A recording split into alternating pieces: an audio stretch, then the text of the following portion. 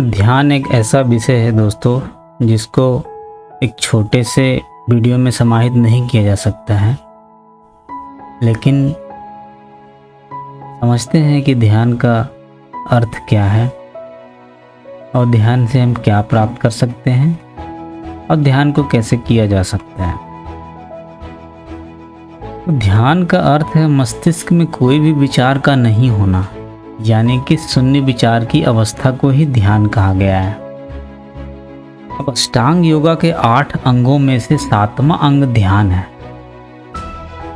यानी कि 8 स्टेजों में से जब हम यम, नियम, आसन, प्राणायाम, प्रत्याहार, धारणा के बाद 7वां स्थान ध्यान का है और बाद में सबसे अंतिम अवस्था जो है वह समाधि की होती है, जो कि योग की एक चरम अवस्था है।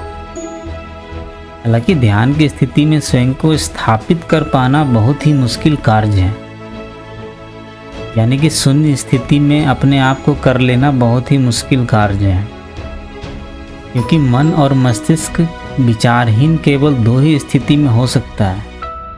एक तो हमारी मृत्यु के समय और दूसरी जब योग की अवस्था में, क्योंकि मनुष्य एक सांसारिक प्राणी है और संसार में रहते हुए उसे अपनी 5 ज्ञानेंद्रियों यानी कि आँख, नाक, कान, जिह्वा और त्वचा के माध्यम से नित्य प्रति अनेकानेक विविध प्रकार के अनुभव होते रहते हैं। इन सब अनुभवों से मन मस्तिष्क में विचारों का भी सृजन होता रहता है।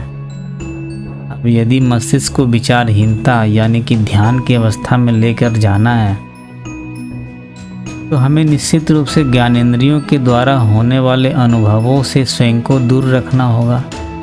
यानी जो हमारी 5 ज्ञानेंद्रियां हैं, आँख, नाक, कान और जिह्वा और त्वचा, इन सबसे जो बाहरी संसार की चीज़ों को ग्रहण करने से रोकना होगा। तो बाहरी संसार से खुद को दूर रखकर ही हम ध्यान की अवस्था की ओर कदम बढ़ा सकते हैं। तो वस्तुतः ध्यान एक ऐसी कुंजी है जो कि आत्मदर्शन का मार्ग खोलती है। यदि हम अपने भीतर झांकना चाहते हैं, हम स्वयं से साक्षात करना चाहता है कि हम क्या हैं, कहाँ से आए हैं, हमारा उद्देश्य इस पृथ्वी पर क्या है, तो हमें निश्चित रूप से ध्यान का सहारा लेना होगा।